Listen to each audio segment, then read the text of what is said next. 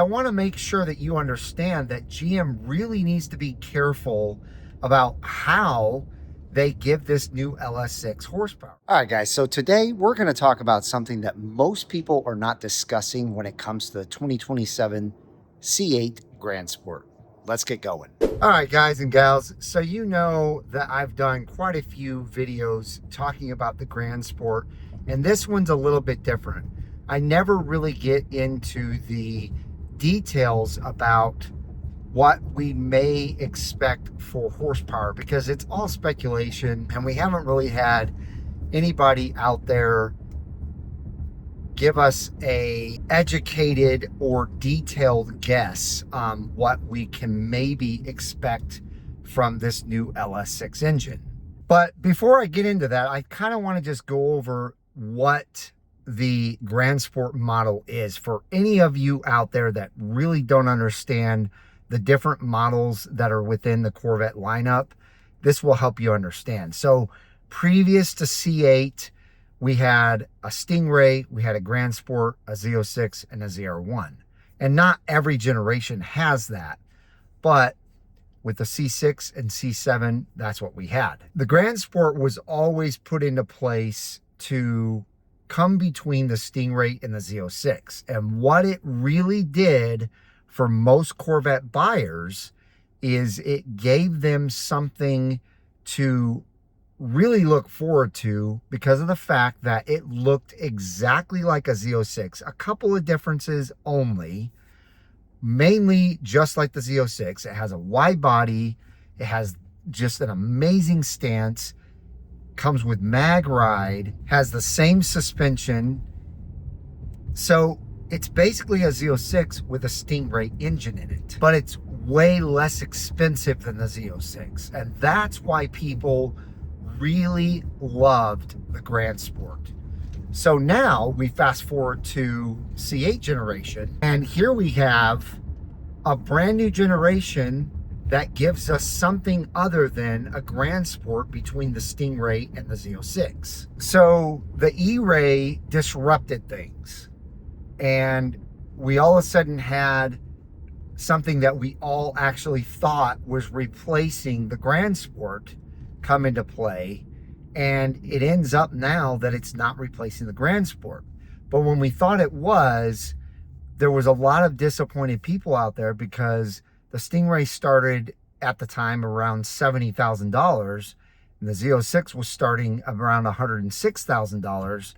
And you would think that they would come out with a Grand Sport again that would start, you know, 85,000, something like that. But the E-Ray started at 104, I think, 103, 104.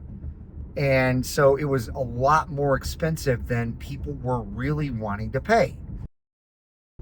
So I told you all that to tell you that it's really, really good news that GM is actually producing this extra model, the Grand Sport, regardless of them producing E-Rays.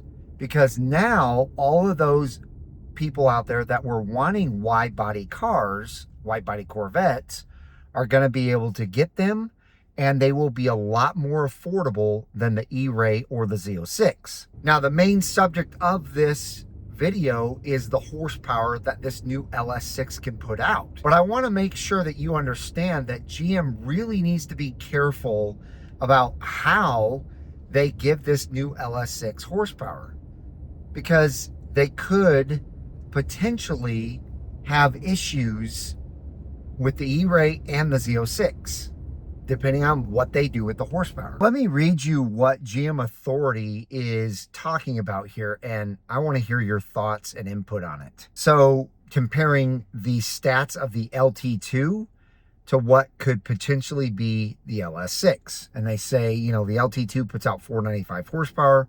470 foot-pounds of torque. That output translates to approximately 80 horsepower per liter and 76 pound-feet of torque per liter.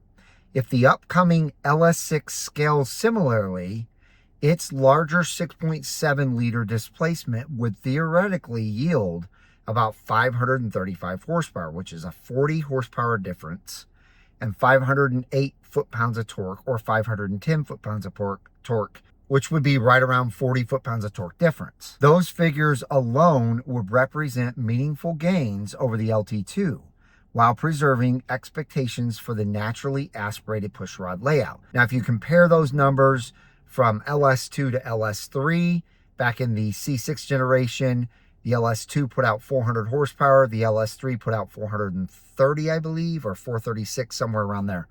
So it would be right around the same.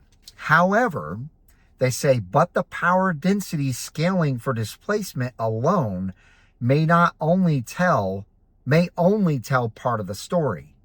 Unlike the LT2, which uses direct fuel injection, the LS6 is expected to feature both direct and port injection. A setup like that should result in even more power gains on top of the gains from just the larger displacement. And as such, it wouldn't be surprising to see the final LS6 power numbers in the ballpark of 550 horsepower and 530 foot-pounds of torque. This is where we get into the nitty-gritty about the horsepower differences between the models. Because if you have a Stingray and a Grand Sport model between 535 horsepower and 550 horsepower, that's not a problem for those two models, because the E-Ray's got over 650 horsepower, 655, and the Z06 has 670. But if you think about it, the E-Ray currently has an LT2 engine in it. And we know that the LT2 is being replaced by this LS6. So if they replace all of the models that have LT2s with LS6's, then all of a sudden the base of the E-Ray goes from 495 all the way to potentially 550. Now, if you add the 160 horsepower to the 550 horsepower, that's 710 horsepower in the E-Ray. I think you guys would probably agree with me that Chevy or GM is most likely not going to give a lesser model more horsepower than the Z06. Now, the only argument that I have for that is the fact that maybe because the E-Ray is in a completely different category than the Z06, it's an all-wheel drive touring model instead of a track-focused beast like the Z06, maybe they won't care. And maybe this is what will somehow revive the E-Ray. The E-Ray, as you know, is selling horribly. They've only built about 4,500 E-Rays in 2 years, and most dealerships don't want them. Most customers don't want them. The customers that do want them are not able to get them because GM isn't making them. And it's all because this thing was marketed incorrectly and people were under the wrong impressions with the name E-Ray. They thought it was fully electric. But if people all of a sudden find out that this car's gone from 655 horsepower all the way up to potentially 600 or 710. So they have to be careful when it comes to that. So my question is, do they have to be careful overstepping their bounds with the Z06? And then if they decide to go with the 535 horsepower, then you're talking 695 overall horsepower in the E-Ray, which is still over the Z06. So either way, they're in a little bit of a predicament. So I think it's interesting. I really do think this is an interesting place that GM is in right now if they're going to up the horsepower by that much in the new LS6. So I'm excited that the LS6 is going to be what it is. I'm really excited that I've heard what it sounds like. I really like the part that it's both port and direct inject. I feel like that's going to give us even quicker throttle response, and it's really going to make this engine a superior V8 over a lot of other V8s out there. Plus, the fact that we're getting more horsepower out of it, I really think that's awesome. The Stingray, to me, is fast enough, but if they're going to give us a little more horsepower, that's even cooler. And if the E-Ray is going to get even faster without having to do any kind of update on the front motor, even better. I'm looking forward to it. I'm looking forward to the Grand Sport. I can't wait to drive one and see what this thing is going to be all about. I can't wait till it's revealed. I think it's going to be revealed very soon. So look for that to happen sooner than later. So let me know your thoughts down in the comments below. Are we getting 40 more horsepower or 55 more horsepower for this new LS6 6.7 liter V8? Also, only about 30% of you who watch my videos are subscribed. So please do me a favor. All of you guys out there that are watching that aren't subscribed yet, smash that red subscribe button. It's free to subscribe. Smash that thumbs up button.